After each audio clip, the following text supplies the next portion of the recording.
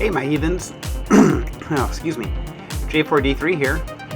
And it's day day 10. I am so happy that I made it this far. I don't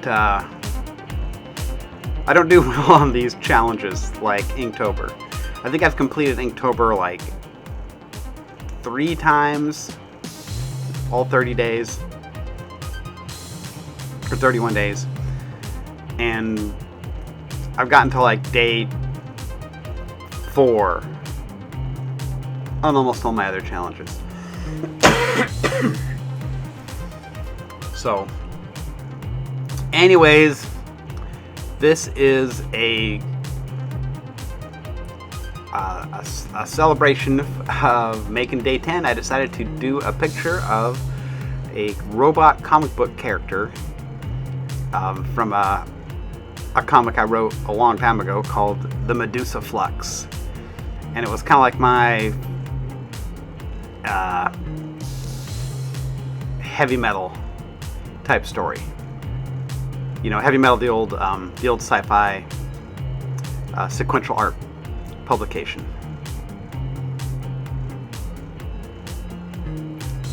So this is I'm having a hard time talking today for whatever reason. So this is my kind of attempt at that kind of storytelling. Was this one of these characters, which was this robot assassin chick, and they're all run by, everything in the whole world is run by these people called Medusas, which are basically human brains that are turned into computer interfaces, and they run like the whole planet, the economy, starships, all kinds of crazy stuff. This was a very hard sci-fi story. I think I was kind of pulling back from stories from my youth that I liked, like let's see, the Flinks stories with Mother Forget-Me-Not. I really liked those. That was one of the first sci-fi books that I ever had read to me. I think my mom read me that story when we were living in Panama, and I really liked it. In fact, I remember the cover. It was a Michael Whelan cover, and it's Flinks riding on a giant bird, kind of like Final Fantasy and the Chocobos, but we're talking Michael Whelan here. I think if he's not the only one, he's one of the only artists to ever win a Super Hugo Award, which is like science fiction literacy's highest award. The guy's just amazing.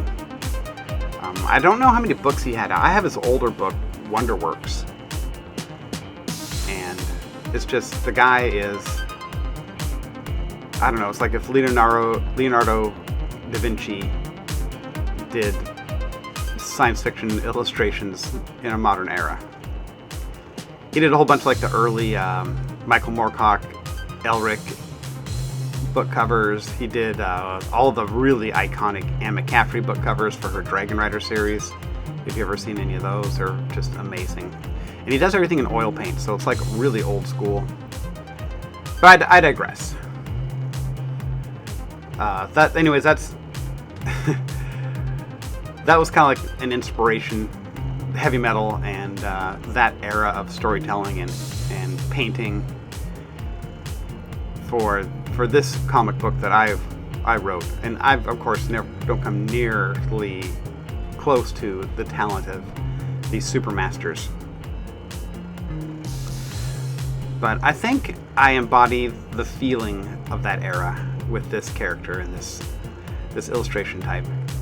What I did too is I painted, this is on watercolor paper, it's one of my watercolor travel sketchbooks, and what I did was I kind of did a wash over the entire thing, and then when it was wet I covered it in salt. And so what that does is it gives you these really kind of cool crystalline type textures, because the salt like sucks up the moisture and starts dehydrating it, which also dregs the pigment with it, and you get these cool concentrated patterns. So when I wasn't quite sure what I wanted to do as far as the pattern, was concerned, or the textures were concerned for my robot. I didn't want to have to get my airbrush out, so that's the reason why I did the salt pattern idea. And I kind of wanted to make it, I don't know, like a little comic booky, so I wanted to get like the thick outlines around the character. That's another reason I didn't use an airbrush, because I didn't want those, like, the smooth transition lines. Even though, man, when you're painting chrome, airbrush, or maybe airbrush on top of alcohol markers, is the way to go. But I digress. This is, not the technique I was going for. I should do that. I should start getting my airbrush out and do some airbrushing. That'd be pretty sick. So, well, anyways, the storyline for this character is pretty cool. It's got AI android people that don't know they're robots. It's got immortals that have been alive since the dawn of time. A couple of them, actually. And then some of the main characters are a group of genetically engineered gladiators that fight to the death, and it's kind of like the new football or basketball, like mega sport. I guess it would be more like soccer, right? It's popular everywhere in the world. And you got your favorite champion, and they're owned by corporations. In fact, one of the immortal characters in the storyline, who owns one of these guys, kind of befriends him because the gladiator saves his life in an assassination attempt. So,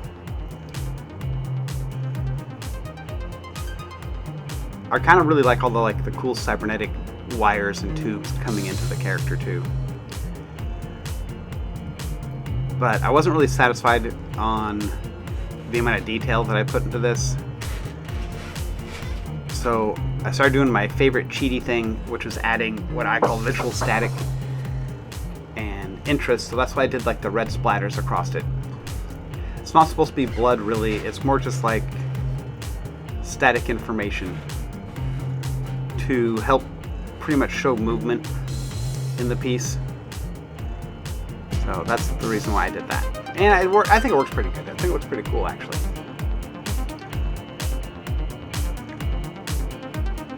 It's a technique I use every once in a while. And I like it a lot. I think it adds more of an artistic aspect to it. Well, anyways, my heathens, my friends, I'm going to bounce out of here. Thank you for making it to day 10 with me. Be good or be good at it.